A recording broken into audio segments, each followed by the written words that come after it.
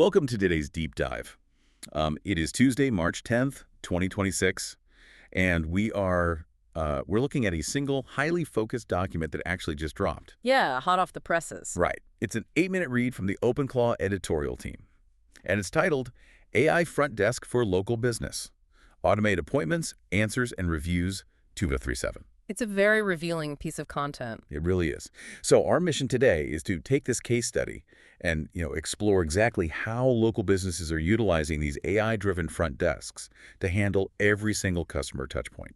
We're talking about eliminating operational bottlenecks and, honestly, multiplying revenue without adding human staff. Which is the dream for most small business owners, Well, right? exactly. So whether you run a business yourself or you're just someone keeping an eye on how local commerce is fundamentally changing right in front of us, we are going to break down the mechanics of this shift. I'm ready. Okay, let's unpack this.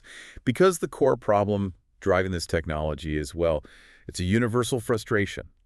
Local business owners are losing massive amounts of revenue simply because they're too busy actually doing the work to answer the phone. Right, they're under a sink fixing a pipe, or they're in the middle of a haircut. Yeah.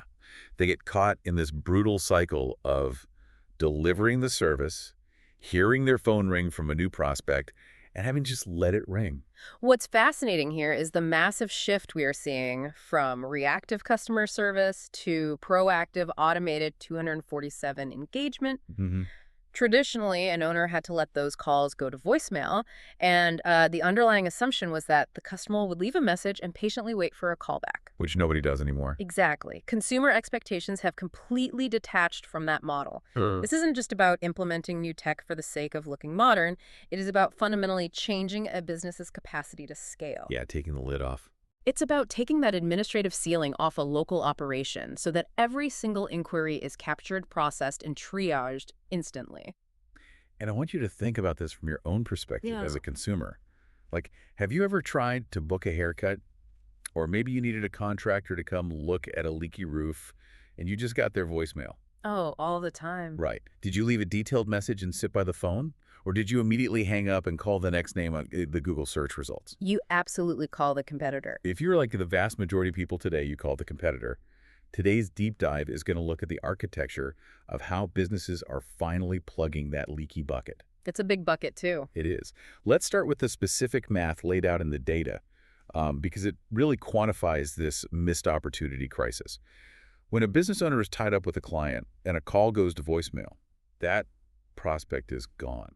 Poof. And the data shows that if that happens just 5 times a week, just 5 missed opportunities, that translates to hundreds of thousands of dollars in lost annual revenue over time. Yeah, it's a staggering metric when you zoom out and look at the aggregate loss for a small operation. It's an invisible bleed on the balance sheet. Definitely. And when you look at how businesses have historically tried to solve this problem, the traditional fix is inherently flawed, especially for businesses running on smaller margins. Because the instinct is to just hire a human receptionist. Right. But when we look at the numbers, a full-time receptionist costs anywhere from $35,000 to $50,000 annually, and that is purely base salary.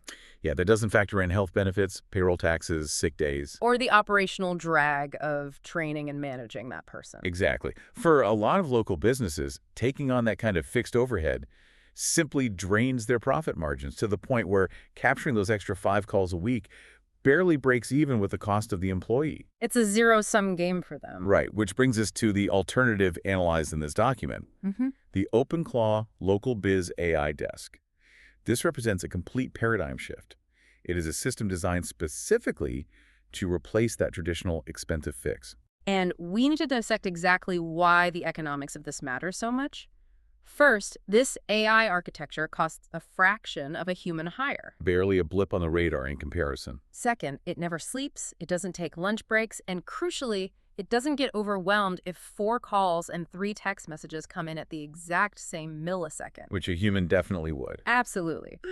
The data we are looking at shows that implementing this system improves customer response times by 90%. That metric alone completely changes the conversion rate of a lead. 90% is huge. But the most vital detail from a purely business perspective is the return on investment. The analysis emphasizes that most local businesses recoup their entire implementation investment through captured leads in just 2 to 3 months. Wow, 2 to 3 months. They aren't just shifting money from payroll to software, they are actively capturing new revenue that was previously walking out the door and going straight to a competitor. Here's where it gets really interesting. Let's talk about how this AI appointment booking actually functions in the real world. Yeah, the mechanics of it. Because I think there is a misconception that this is just a glorified interactive voicemail. It's not. It actively manages the calendar. Right, it's not just taking messages. The architecture integrates directly with scheduling software like Google Calendar and Outlook in real time. It checks availability, suggests open slots to the customer dynamically, handles the actual booking process, and sends out the confirmations. It's a full cycle. And it is programmed to prevent double bookings while accommodating the specific preferred lengths for different types of appointments. So a basic trim gets 30 minutes, but a full color treatment automatically blocks out 2 hours. The precision of that integration is what makes it functional rather than frustrating. It isn't just blindly dropping appointments into a calendar based on empty white space. It is applying the highly specific business rules of the owner. I do want to bring up one standout feature here that I think is quite clever, particularly for mobile service businesses. The AI automatically buffers travel time between locations, That is such a smart detail. isn't it? So let's say you are a mobile pet groomer. The AI calculates that you need 22 minutes to get from your 10 a.m. appointment at point A to a potential 11 a.m. appointment at point B. It actually maps the route. It maps it, factors that in dynamically, and it simply won't let a customer book a slot that would make you late. Plus, it manages wait lists autonomously. That's the part that really caught my eye. Right. If your Tuesday schedule is fully booked and a 2 p.m. slot suddenly opens up because someone canceled, the AI instantly texts the people on the wait list to offer them the spot. Which is a massive operational lift. Let me ask you to consider the reality of pulling that off manually. A human receptionist would have to see the cancellation, manually cross-reference the wait list, call 3 different people, leave voicemails, and wait for a response while that 2 p.m. slot just sits empty. And usually it just stays empty. Exactly. The AI does this in milliseconds. Customers get instant confirmation, which entirely removes their anxiety and prevents them from continuing their search for a service provider. They know they're taken care of. The result is effectively 0 missed booking opportunities. It keeps the schedule packed without the owner lifting a finger. I'd ask you to think about this. What stands out to you? Yeah, as the listener. Right. Is it the 24/7 availability that ensures a 10 p.m. inquiry gets booking link immediately? Or is it the fact that the system actively manages a wait list and fills cancellations without any human intervention? It's hard to choose. Both fundamentally alter the efficiency curve of a local business. They really do. It alters the curve. But I want to push back a little on the day-to-day reality. Booking is one thing, but what about the constant, unpredictable barrage of questions? People don't always just want to book. They want to interrogate the business first. That's a valid point, but the data indicates that the vast majority of those questions aren't actually unpredictable. Right. They are incredibly repetitive. People are constantly asking, what are your holiday hours? How much do you charge for a consultation? Or do you offer this specific niche service? Okay, that makes sense. The analysis shows that this AI automatically handles 80% of these routine inquiries. The owner feeds the system their FAQ logic once, and the AI takes over. But does it sound robotic? Because if I text a high-end salon and get an automated response that sounds like a banking menu, I'm probably going to be turned off. And you would be right to be. But the OpenClaw breakdown notes that the AI learns the unique tone of the business. Oh, interesting. So if your brand voice is casual and uses emojis, the AI adopts that. If it's a formal law office, it stays strictly professional. Okay, but let me isolate the other 20%. What happens when a customer has a highly nuanced issue, or maybe they agitated about a previous service? Does the AI know when to step back, or does it trap them in a frustrating loop? That is the critical fail point of older chatbots, and it's addressed here through an escalation protocol. Absolutely. The system is designed to recognize complex or emotionally charged inputs. When it hits a threshold it can't resolve, it doesn't hang up or loop. It captures the inquiry, pauses the automated response, and escalates it seamlessly to the owner, providing the full context and transcript of the conversation. Oh, so the owner can step in smoothly without asking the customer to repeat themselves. Hi, I see you're having an issue with X. Precisely. Which brings us to where these conversations are actually happening. A local business today isn't just managing a single phone line. If we connect this to the bigger picture, this is where we see the transition into true omni-channel presence. Managing all of those digital channels manually is virtually impossible for a small team. Right. The AI operates across all channels simultaneously. It is everywhere the customer is. Omnipresent. The OpenClaw case study maps out the touch points. The AI answers questions directly on Google Maps listings.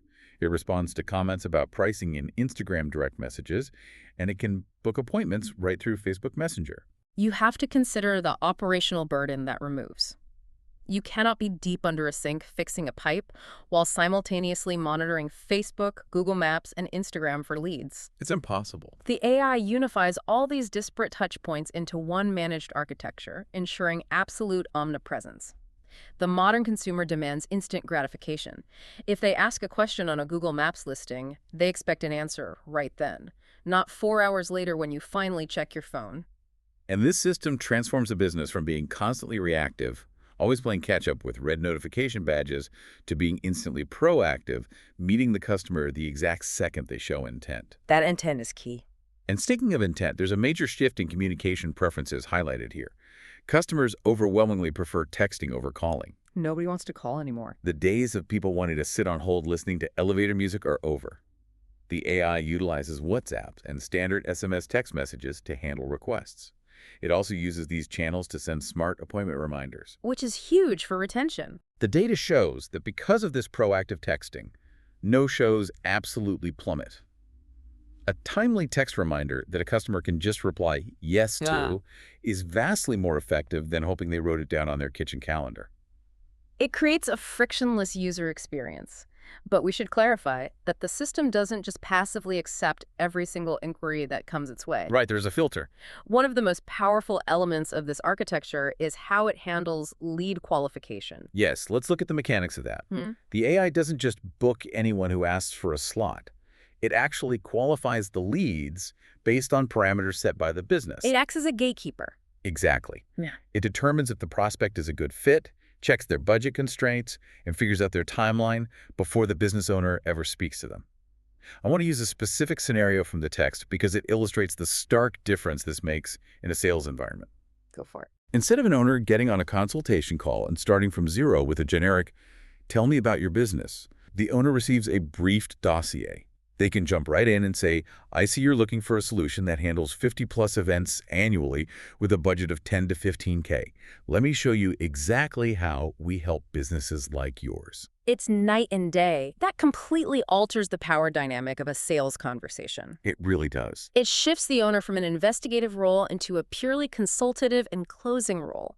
You are no longer wasting 30 minutes on the phone figuring out if someone is merely price shopping or if they need a service you don't even provide. The AI filters out the noise. Yes.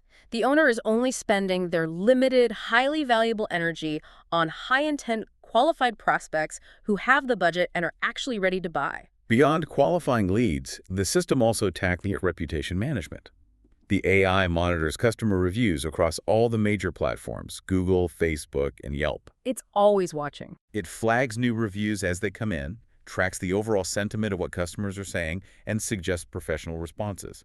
So if a negative review pops up, you can address it immediately to mitigate damage. And if a positive one comes in, you can capitalize on that enthusiasm right away. It's a full-time PR assistant.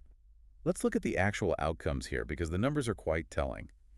A salon owner using this specific AI front desk increased their bookings by 40% in their first month. 40% is game-changing. A local marketing agency started capturing 15 qualified leads per week that they had previously been missing entirely. And a contractor went from actively losing calls to maintaining a completely packed, optimized schedule. Those examples highlight a critical reality about local commerce. The core constraint for most of these businesses wasn't a lack of consumer demand. It was a severe lack of operational capacity to capture the demand that already existed. They just couldn't catch the water pouring out of the hose. Exactly. By letting AI handle the front desk, they capture the 10 p.m. impulse bookings. They capture the lunch hour inquiries. They can handle vastly more volume and drive up their profit margins without having to take on the massive liability of hiring more staff or expanding their physical footprint. But let's ground this in reality, because transitioning a 20-year-old plumbing business or an established hair salon to an automated AI stack is a massive operational hurdle. How are businesses actually implementing this? That's the million-dollar question. The document is quite specific about the tech stack, and I want to pause here because the deployment method is fascinating. To install the local biz AI desk, the text cites an exact command. npx space open clawbacks space install space local dash biz dash AI dash desk. Which tells us a lot about what this software actually is. Exactly. I mean, you're basically telling a plumber or a baker to open a command line terminal on a computer. That sounds incredibly intimidating for a non-technical audience. It does, and it's a completely fair point to raise.